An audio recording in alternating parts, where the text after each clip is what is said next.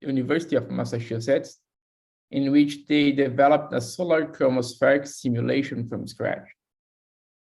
Qusai now works at the University of Michigan and uses the space weather modeling framework to study energy transfer from the solar wind to the magnetosphere, as well as studying how well we can simulate the solar wind's effect on ground magnetopters, which is the subject of the talks today.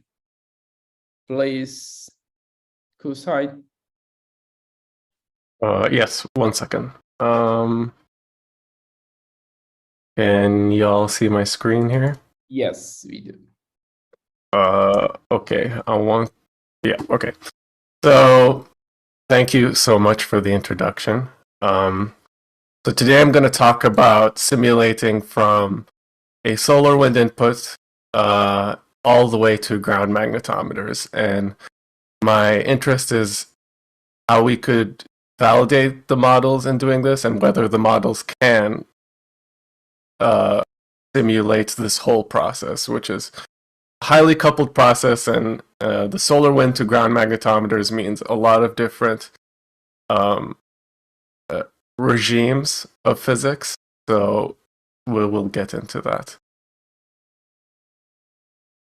So what are the goals of this study? We need to be able to see if we can simulate ground magnetometer perturbations. So here I'm talking about perturbations specifically and not dB/dt, and I'll explain why later. And we will also use all magnetometer observations that are available from the SuperMag website. Now, what is SuperMag? If you go to SuperMag over here, you will see that it has data from ground magnetometers all around the world. If you click on download data over here, you can find you can download the data yourself. It's freely available. That's how I was able to do this study over here. They have 1 minute data resolution.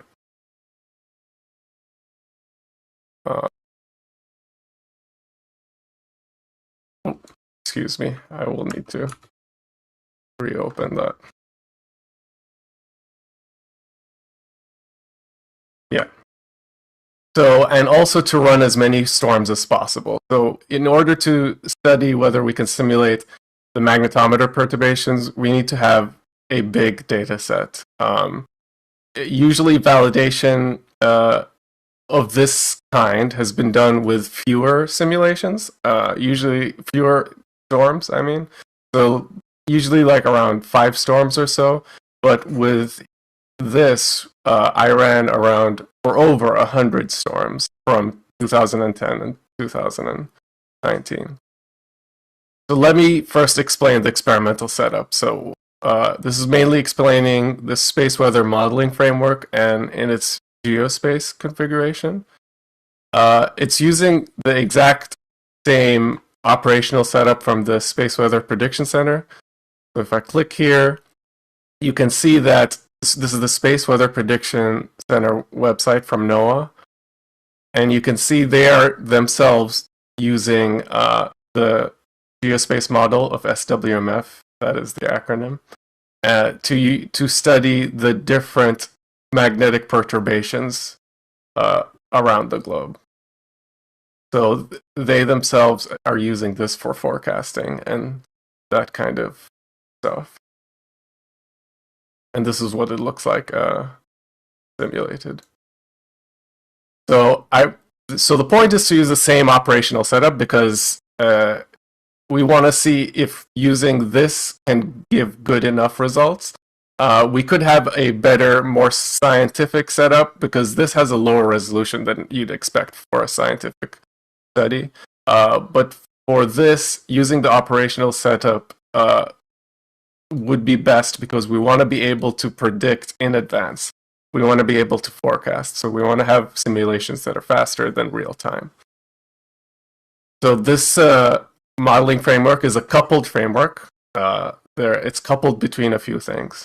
So the first model is, or the biggest, the one that has, it spans the most regions, is Bats-R-Us, and that's an ideal MHD model. So this simulates the solar wind and most of the magnetosphere.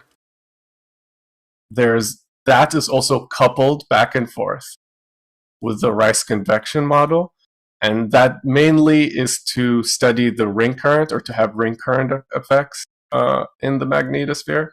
So it's an inner magnetosphere model, and has its bounce average kinetic model, and it has also currents. And the currents are supplied back and forth to the Ridley ionosphere model. And this model is an electric potential solver. So it solves a Poisson equation with conductivity. And the conductivity used here is an empirical model derived from the Amy method.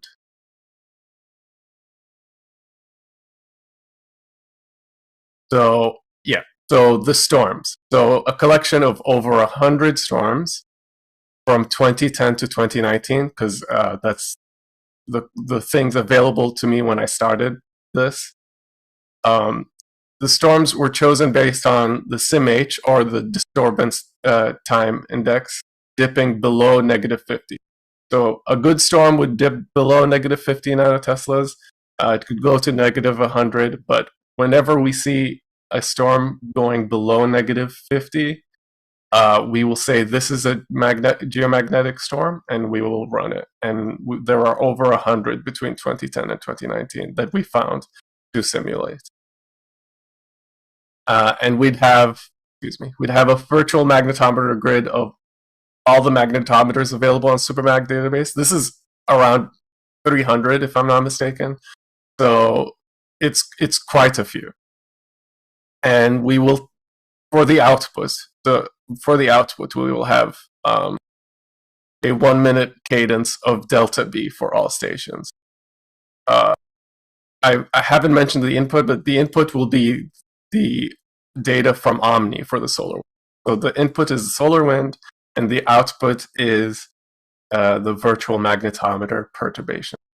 So a lot of people who are interested in ground-induced currents or geometrically induced currents are interested in dBdt, but we're looking at all stations. And the stations in the equatorial region aren't as concerned with dBdt, and they usually are contributing to the measurement of SIMH, for example. So, and that's a delta B measurement. So in order to be more generalized, and delta B and dBdt are highly correlated anyway, and in order to generalize the study, we just go for delta B in this case.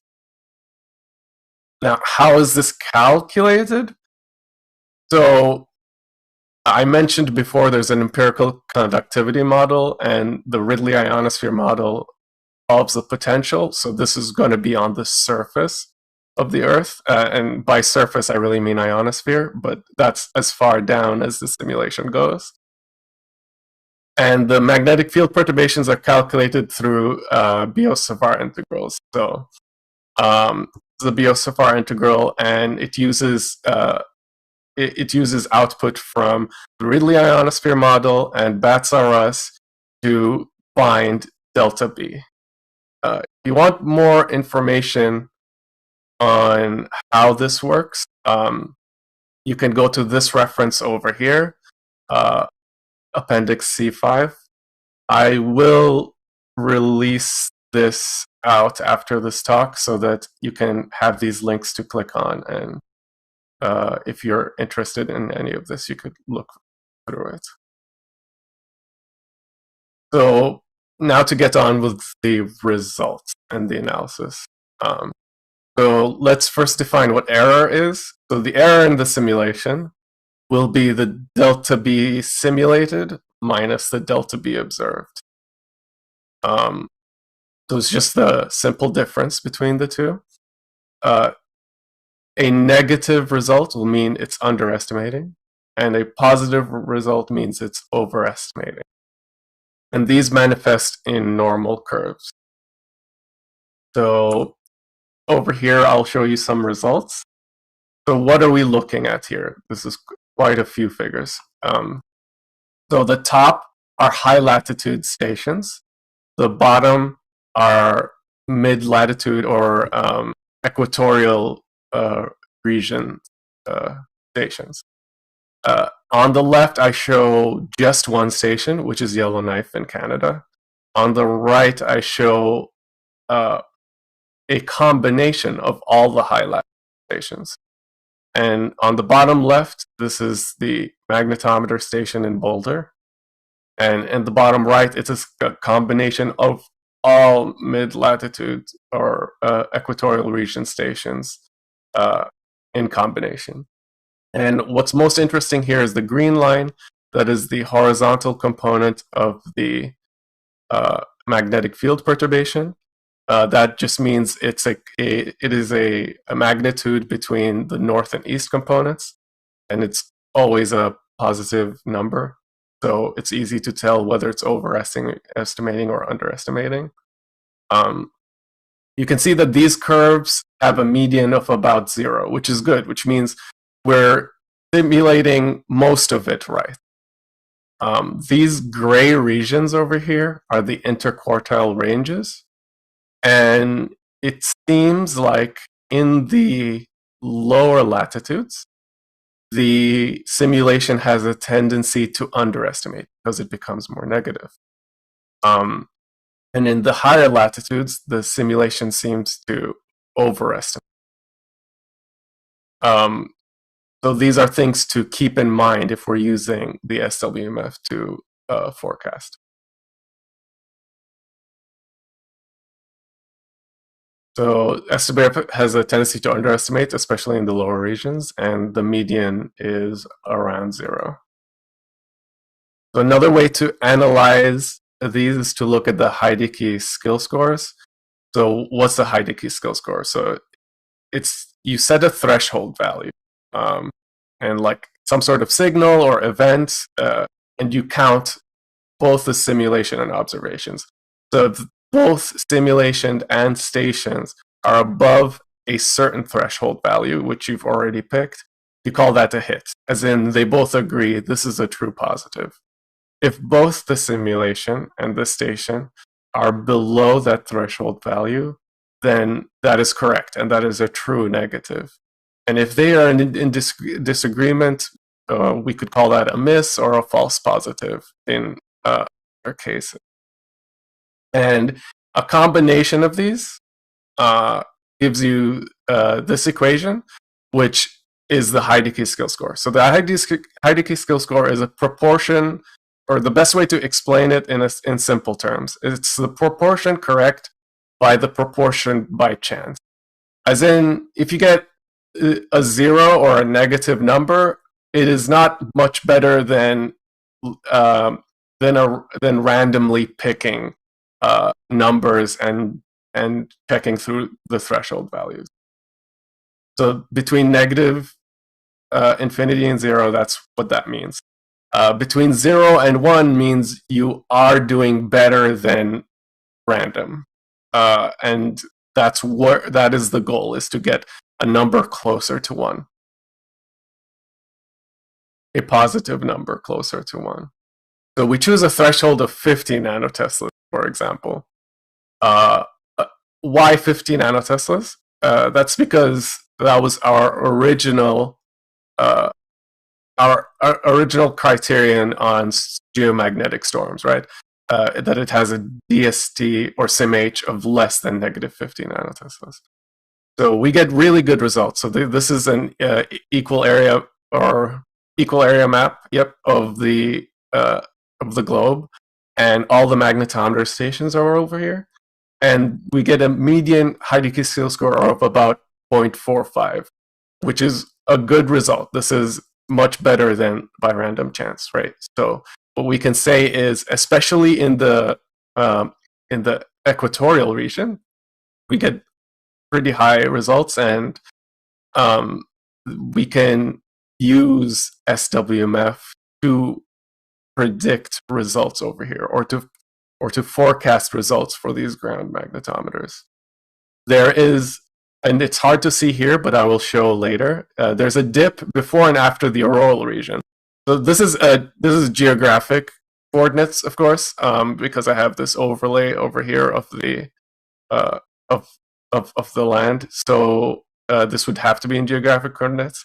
And before or after the auroral region, you can see that the numbers become smaller around 0.2 before bouncing back up to 0.45 median. So that's a very interesting result that comes out of this. If we put up a higher threshold, so this is a threshold of 200 nanoteslas. Why 200 nanoteslas is because when you go to the high latitudes, right, you're more interested in auroral electrojets, and they have larger delta Bs. They have delta Bs that are over 200. They can go to 1,000 sometimes. So that's what we're interested in up here. So this is the high latitudes. And we can see here that the auroral regions have very good results, but once we go south or north, they dip. And these would make sense since there aren't that many results that are greater than 200. So that's why we can get zeros closer to the equator.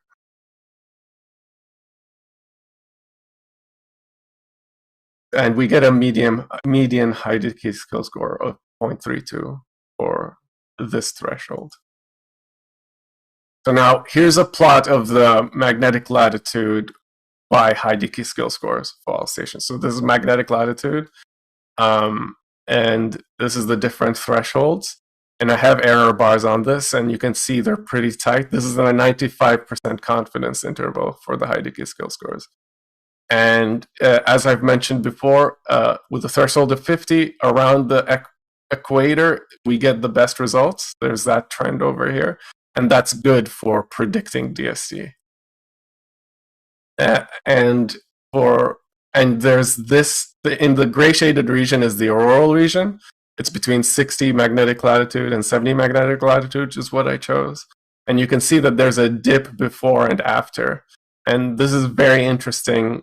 And we could make improvements on the model based off of knowing this, because there are a lot of magnetometer stations here that we would like to improve on. And for a threshold of 200 nanoteslas, you can see that the results in the auroral stations are good, but there's a dip before and after. So what does this mean? We can use magnetometer stations to make, or at least predict whether the thresholds will be higher for certain magnetometer stations. And we can use the same configuration that the Space Weather Prediction Center is using right now. And because we have access to faster computers and that sort of thing, stations themselves can do these runs and get these results to predict for themselves. And the auroral modeling works very well, but for certain latitudes, like above and below the auroral region, and those could use improvement. We can simulate these events with physics-based models, and also we can validate or perform statistics like these. And if we're doing model validation, doing validation with this many storms is always a good idea. So we need a big data set. It's easy to do machine learning with big data sets because the big data sets are provided already, but it is possible to do this many simulations, physics-based simulations, before performing statistics like this. And for validation purposes, this is necessary. So for more details, you can check out my paper that's just been accepted for publication. So this is the link over here. Again, I will send this out after this talk, or if anyone that's interested. And any questions? Great, thank you. So the question that we have is from Eric. So it's about the Heideck Q-score dependence on choice of your threshold. Do you want to make other more comments on that? More comment on the choice of my threshold, so why I chose 50? Yeah, have you systematically studied how your Heideck Q-score depends on the choice of your threshold? Oh, yes, I have. So I have done that study, and this is a good like middle result. This is like close to the average signal you get for the high latitudes, which is why I chose this. And also, you'll have to think about how many actual signals we get if we choose a higher threshold or a lower threshold. Because a lower threshold than 200 nanoteslas wouldn't be very fair, because most stations can do that. The simulation can do that too.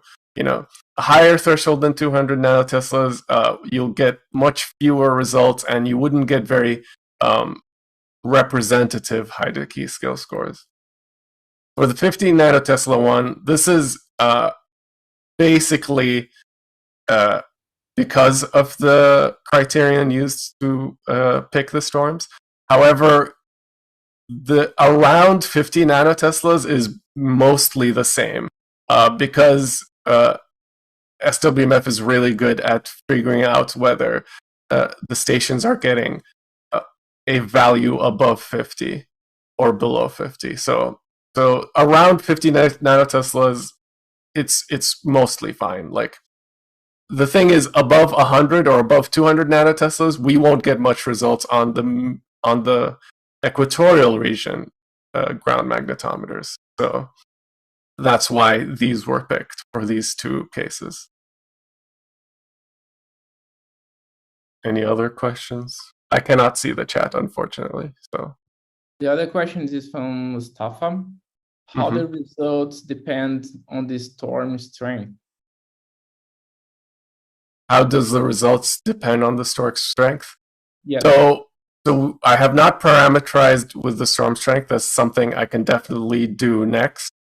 The storm strengths are greater than negative 50 nanoteslas, and the range there isn't very high. So the storm strength is actually pretty uniform in some way. Like, once in a very long time, you'll get a storm that's negative 200, but between negative 50 and negative 100 is the range we're looking at here. And to parameterize that would mean it would be difficult to bin with these 100 storms. Okay, thank you. Any other question? We still have time for questions. Yeah, from George. DBDT is of the importance to electrical grids. Yes. On the surface of the Earth, is there a plan to expand the work to the Earth surface? So these are ground magnetometers on the Earth's surface. The results are Biot-Savart integrals using data from ionosphere, but as we see through the Heideck skill score results and the error results, we see that they're pretty close. So I'm unsure. Like, we can't have MHD up to the surface, right? But what the surface gets is the results from the Biot-Savart integral. Now, the important thing is the ground conductivities, right? So the conductivities can change on the ground, and that could explain why some of these have bad results, for example, is because there's maybe like mountains or oceans next to them, and that could affect, and that's something we're not simulating. We're not simulating the ground conductivities in that sense. However, ionospheric delta Bs are represented on the ground mainly. Remember, we are using the equatorial regions to find SIMH, which is a measure of the ring current, for example. So what we're measuring on the ground is representative of what we're measuring in space. Okay. So,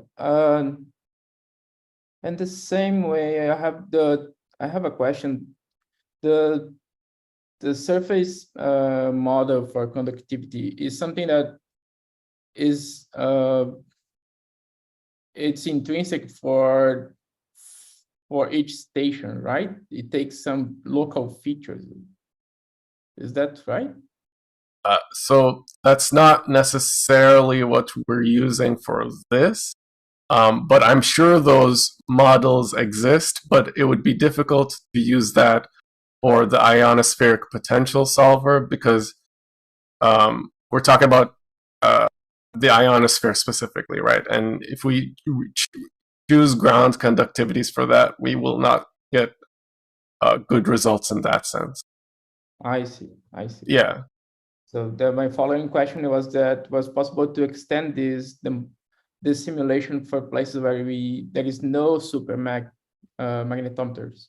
Yes, and that's what the Space Weather Prediction Center is doing. So, like, some of these places don't have ground magnetometers. So this is there is a you could have the entire results, but I specifically picked ground magnetometer locations and compared with the observed data. Okay, and I have a comment from George. You might be able to get power companies interested in funding part of the work. It always is great, I believe. Yes, that is something we're looking into. I think Howard had their hands up. Yeah, Howard Singer wants to say something. Yeah, you can unmute and speak. We have time. Yeah, thank you very much. First of all, a very nice talk. Thank you for that. And I just wanted to mention in response to one of the other questions that we are experimenting with using the output of this model, the delta Bs that are coming out, combining that with ground conductivity models and coming up with the geoelectric field, which drives geomagnetically induced currents. So that is proceeding. And of course, all of this work with regard to validation and understanding how models can be improved is really essential to that whole process. Thank you, Howard. Okay, great. Thank you. Okay, I think, yeah, it's time. Thank you very much. Thank you so much. Thank you, Qusai. Thank you, Frankie. Both are very nice talks. One announcement, we have no seminar on the next Monday. Is supposed to be November 14. So we will inform you when our next talk and the title and the speaker. Thank you all. Thank you very much. Have a nice week. I hope see you guys soon. Yeah.